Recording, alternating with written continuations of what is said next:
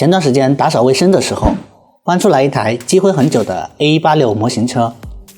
打开车门甚至能鸣笛和亮灯。不过作为一个精致的板件或桌搭，似乎还缺少一些职业素养。于是在二刷头文字 D 神奈川对决后，我决定复刻一下主角家的藤原豆腐店。根据收集到的场景图，主体是这个建筑1楼的门店，很明显重点是这个店铺的招牌，所以我们先对招牌进行结构拆解。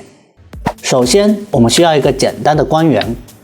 其次需要搭建一个骨架来定位，然后设计好合适的透光灯罩，最后需要增加其他功能，还得预留出布局硬件的空间。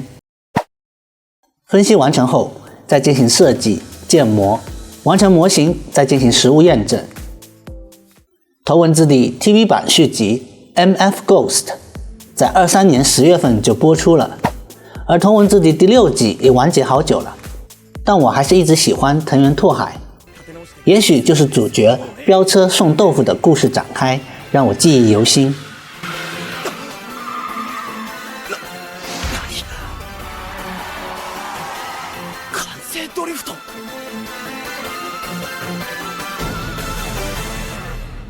现在完成了所有零件的打印，还有几个需要修改返工，调整完后就是最终的组装。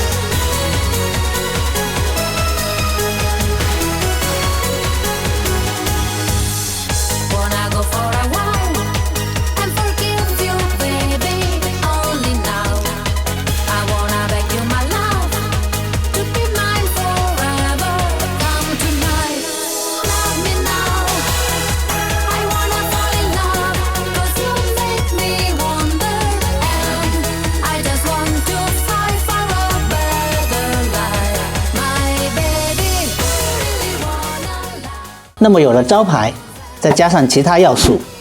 就构成了完整的藤原豆腐店门面。